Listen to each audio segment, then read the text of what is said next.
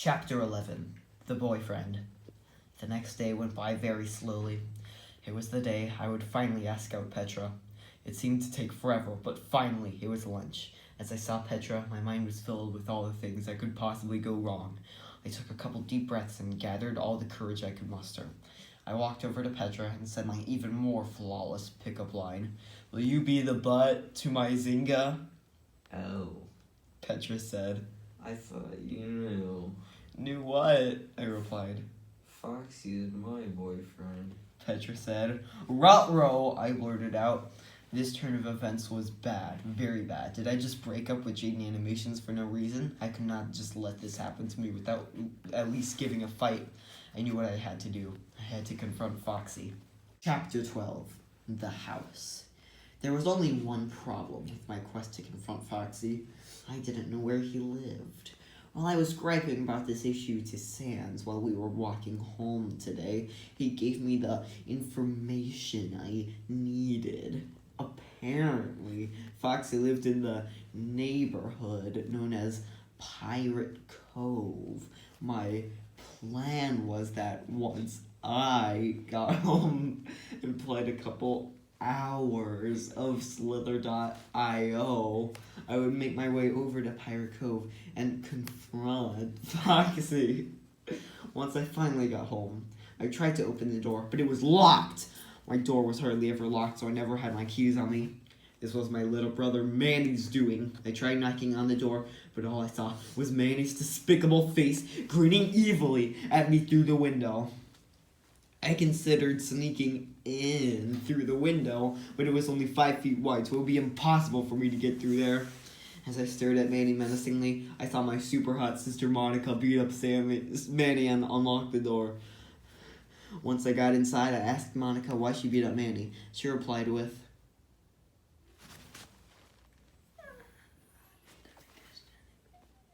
"He tried to pick the lock on the bathroom while I was taking a shower."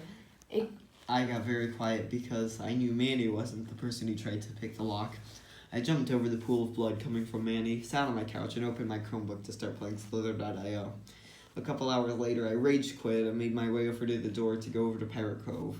As I saw Manny's still and neglected body on the floor, I considered telling my parents to drive Manny to the hospital, but then I overheard my dad asking Monica to "Give your daddy a kiss."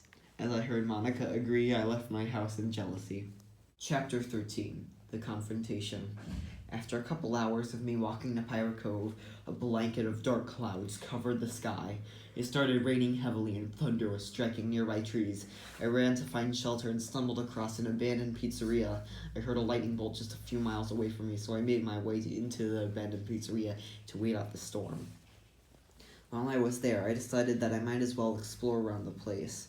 I walked around for a couple minutes and then saw something very suspicious. It was a place called Pirate Cove, and it was covered in purple curtains. Suddenly, I heard a faucet turn on. I jumped a couple feet into the air. I decided to open the curtains and see what was inside. My hands crept towards the curtains. I yanked them open and saw Foxy taking a shower while doing the floss. Foxy looked surprised and scared, but then it turned into rage. "How dare you open my shower curtains whilst I'm taking a shower?" Foxy said in a heavy British accent.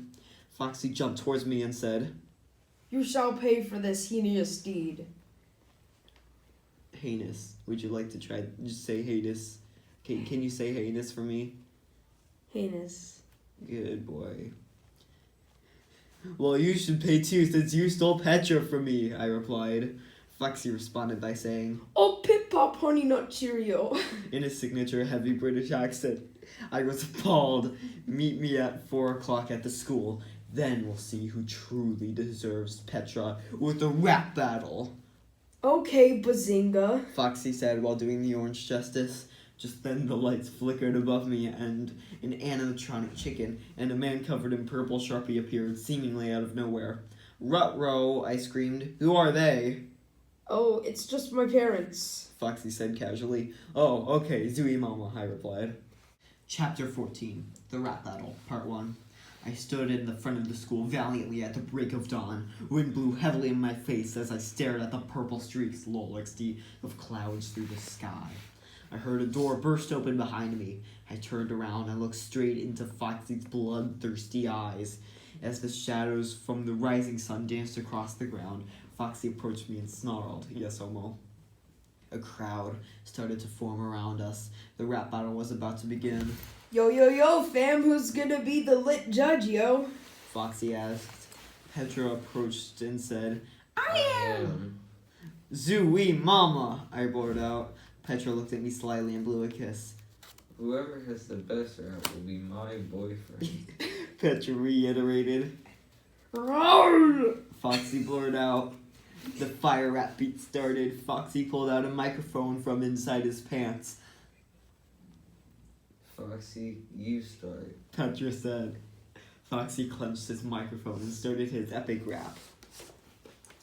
Taylor, are your raps as bogus as your bozo hick? And you suck so much you need a doctor quick. Your brain is as hard as a brink, and that makes me insane. Most foxes don't have a vein, but I am Petra's main, so you better stop trying the game. My name is Foxy, and I'm here to say that I'm gonna jump scare you every day. My name is Foxy, and I got moxie. Who's tough as rock me because I'm Foxy? Look, there's a Hoxie. Taylor, you suck, hee hee. I'm gonna have on socks, we, because I'm Foxy. My name is Foxy. Give me your money. Give me my Monday, because that's when I buy out my Odyssey. Chapter 15. The Rap Battle, Part 2.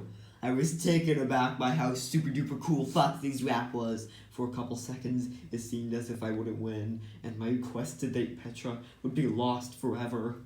But then I gazed over at Petra, and her deep hazel eyes stared back at me. I gathered up my courage and began my rap.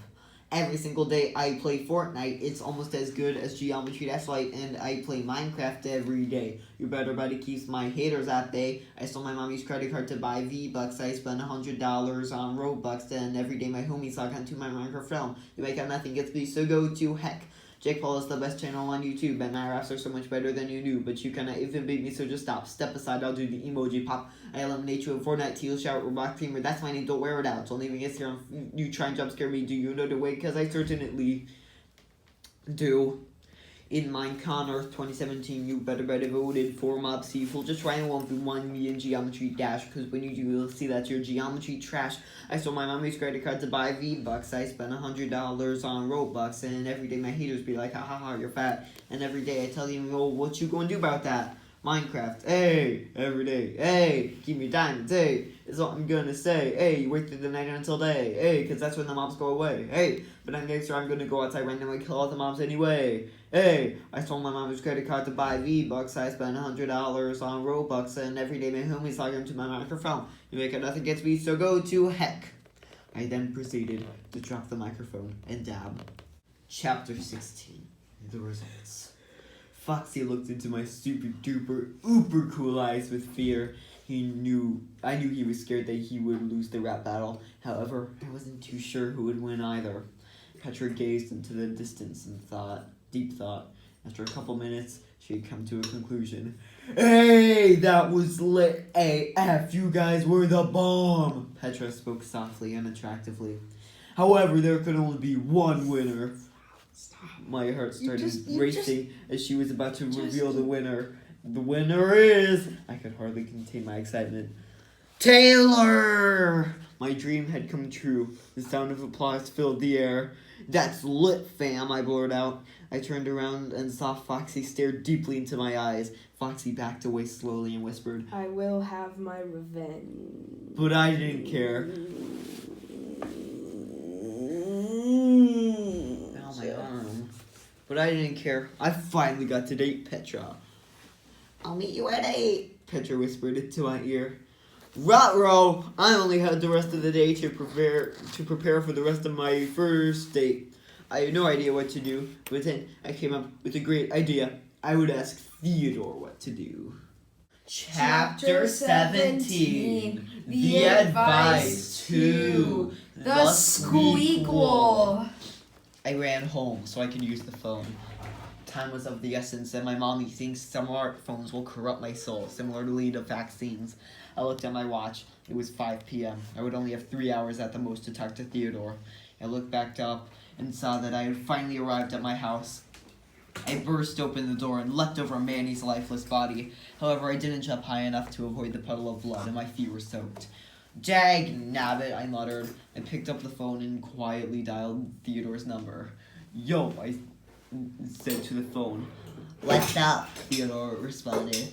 "Well," I said, "I beat Foxy at a rap battle, so now I get to be Petra's boyfriend, but I have a date with her in 3 hours, and I really need some advice." I could hear Theodore grinning widely. Okay, he responded. Here's what you need to do. Put on your Zooey Mama Supreme shirt and wear it to your date. Chicks dig that kind of stuff. I grabbed a piece of pencil and paper and started taking notes. Piece of pencil? A piece of. I took out a piece of pencil. I took out a piece of pencil and paper. Also, Theodore continued, whenever Petra says your name, always respond with, "That's my name, don't wear it out." Why didn't I think of that? I thought to myself. Also, Theodore rambled on, if anything takes you by surprise, always say, "MJ, that's cray-cray." I tried to respond, but I couldn't. My brain was overwhelmed with the information. Theodore gave me too much information for me to handle. I passed out and fell on the floor. When I woke up, it was 7:30. I gasped in fear. My date was only half an hour away. I picked up the phone and quickly dialed Theodore's number. "Quick!" I shouted at the phone. "My date is in half an hour and I need more advice." Alas, Theodore responded. there isn't enough time. I sat on the floor and started crying. However, Theodore continued, I am small enough for you to bring me along with Petra without Petra knowing. If you bring me along, I could tell you exactly what to do as the date progresses. I grinned with delight. I may stand a chance with Petra after all. Chapter 18. The Preparation. I put on my Zooey Mama Supreme shirt and started to leave. As I was about to walk out the door, I looked back and saw Manny's twitching body. No! I delivered a swift kick to his head and twitching stopped. Now I needed to figure out how to get to Theodore's and Petra's house. It wouldn't be as easy as last time, since my parents refused to drive me. I went inside my garage and gazed at my parents' unlocked car. A grin spread across my face as my eyes drifted over to a tricycle that I got for my birthday when I was 7. I dragged out the tricycle into the light and saw that it was plastered with "No Homo Disney Princess, No Homo" stickers. I shrugged and began to ride it to Theodore's house. The tricycle sagged under my weight. I finally arrived at Theodore's house. Even though I was on the outside of the house, I could hear Theodore performing Witch Doctor on the inside. No, that's the wrong one.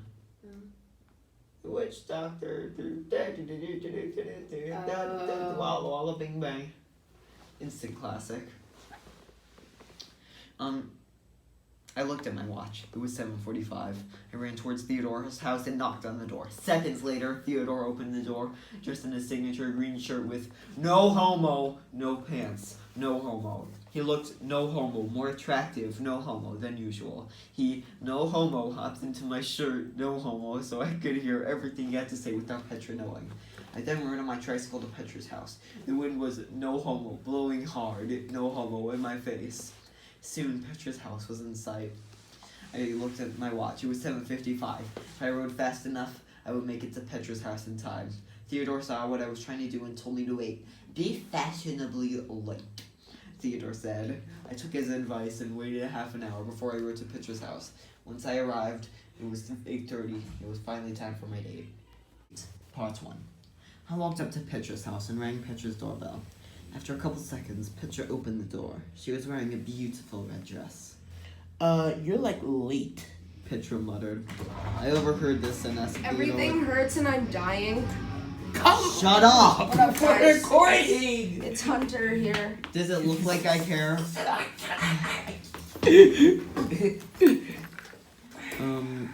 I overheard this and asked Theodore what to do. Theodore whispered in my ear, You need to assert your dominance by insulting everything she does. I nodded and said, "Your face is gross." Petra only responded by looking into my eyes and saying, You too. Theodore began rapidly giving commands, so I just repeated everything he was saying for most of the rest of the date.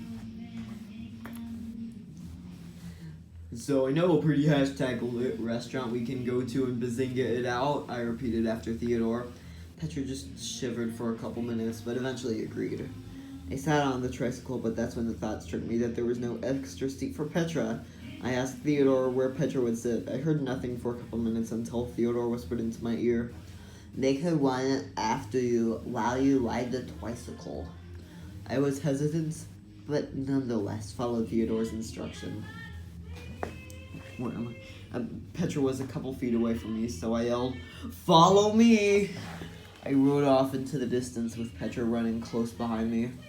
That's when I realized that I didn't know where the restaurant I was going to is, or even what it is. I asked Theodore, and he just put on Google Maps on next volume. It hurt my ears, and I was afraid that I would go deaf, but every time I tried to tell Theodore to turn down the volume, Google Maps just talked over me.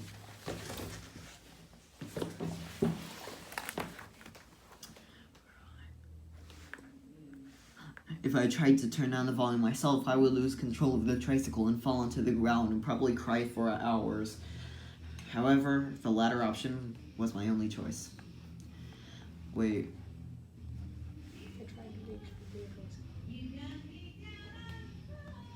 Yeah, I tried to reach for Theodore's phone, but the moment I took my hands off the handlebar, my tricycle tipped over and plummeted to the ground.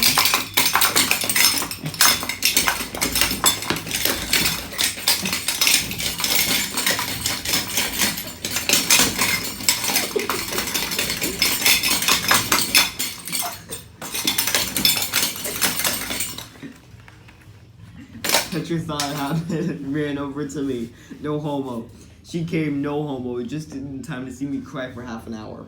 Once I got up, I saw that I was at the restaurant. Part 2. I wiped away my tears with my sleeve and stepped inside the restaurant. It was a Chick-fil-A whose roof had fallen in and got abandoned years ago. I shrugged. It was good enough. However, the thought struck me that there was nothing to eat. Fortunately, Theodore had planned for this turn of events. He handed me a Lunchables. I cleared off the rubble off the only I cleared off the rubble off of the only semi-intact table left.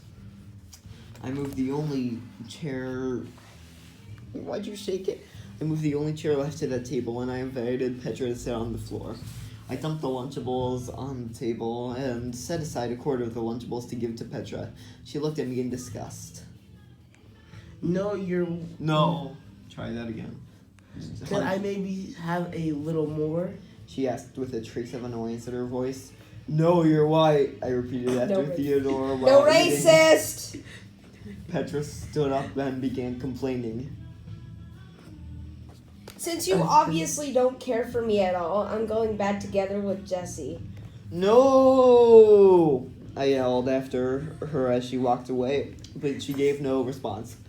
How could this happen to me? I whimpered to Theodore, but all I received was silence. Theodore was no longer there.